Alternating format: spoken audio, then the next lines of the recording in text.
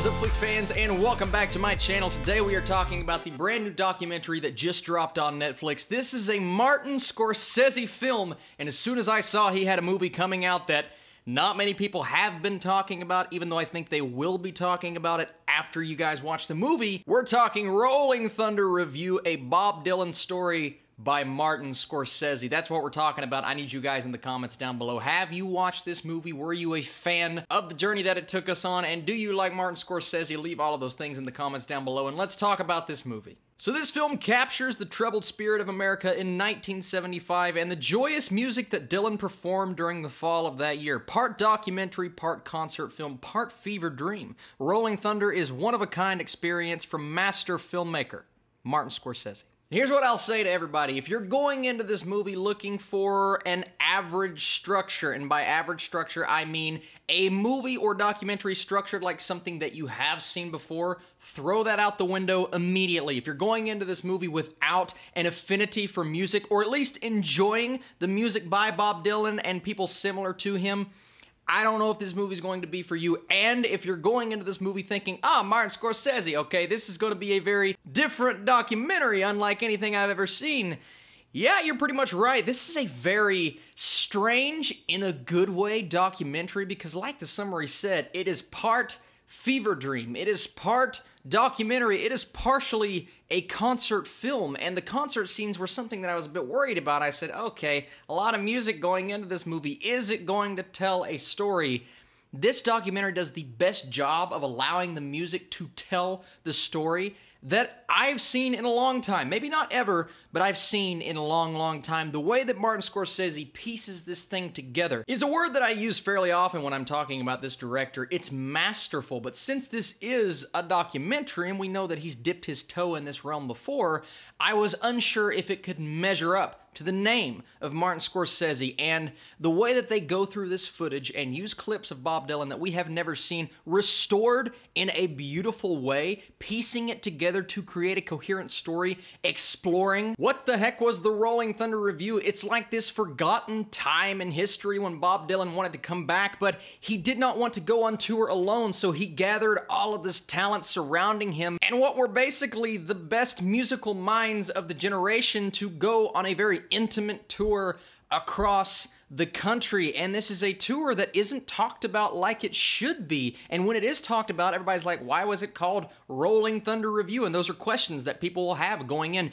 if you're familiar with this time in history. For someone who wasn't really familiar with this time period in history, it was such an interesting exploration. When I say the music told the story, I mean a lot of this movie is just Bob Dylan singing, the people around him singing, but the songs and the way that those songs were performed and the lyrics provided within that music, you see it at the beginning of the documentary. Bob Dylan is being interviewed, and when asked what was the Rolling Thunder Revue, he literally, his eyes pointing towards the ground, his head shaking, he says, I don't remember the Rolling Thunder Revue, and I believe he says, I wasn't even born. And that really starts you on this trip that places you in this particular time period. And I love when a documentary can make you feel like you are there, right? I wasn't there, clearly. I'm 23 years old, and as much as I wish I was a part of that time period, because what an interesting time period to be living in, this is something that makes me look at filmmaking as a whole, and I'll do this often, but how magical is the world of movies, not even fantasy films, just documentaries, right? Documentaries can transport you. Last year, Won't You Be My Neighbor transported me into the life of Mr. Rogers, right? Three Identical Strangers transported me into this giant government conspiracy situation.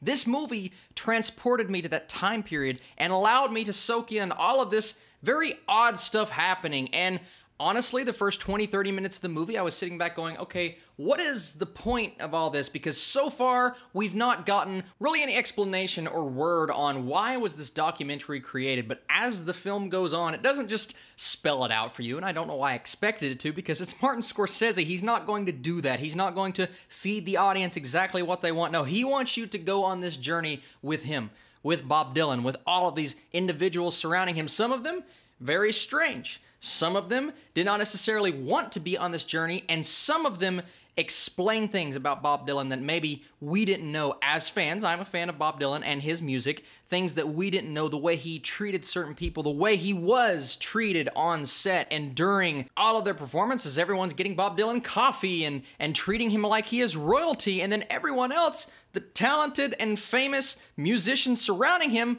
they just weren't treated as well. So it's interesting to see that, but this entire movie is just a journey, man. It is a nostalgic, even though it's something I don't have nostalgia for necessarily.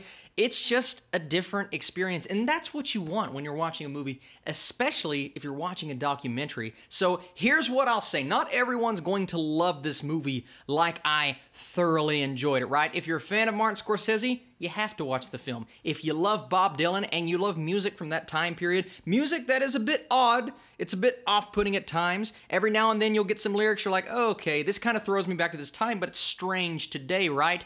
I think you'll really enjoy this. If you don't like those things and you don't like a film with a very different structure and a lot of music that tries its best to tie everything together, I don't know if you'll love it, but I do think you will appreciate it. And all of those things being said, I'm going a solid 82% for Rolling Thunder Revue, a Bob Dylan story by Martin Scorsese. I'm not saying this is the best movie I've watched all year, but for a documentary that I didn't have much anticipation for, even though I should have, I thoroughly enjoyed it, had a good time with it, learned way more than I ever thought I would know about Bob Dylan and crew, and learned about the situation, and that's what a documentary is all about. It's about teaching you, but doing it in a way that is interesting. So thank you guys so much for watching this video. Let me know if you liked this documentary review, and I will do more of them. Hit that thumbs up button if you enjoy these Netflix reviews, and come back tomorrow morning for another review in The Dead Don't Die, followed by Men in Black International. Thanks again, guys. See you very soon.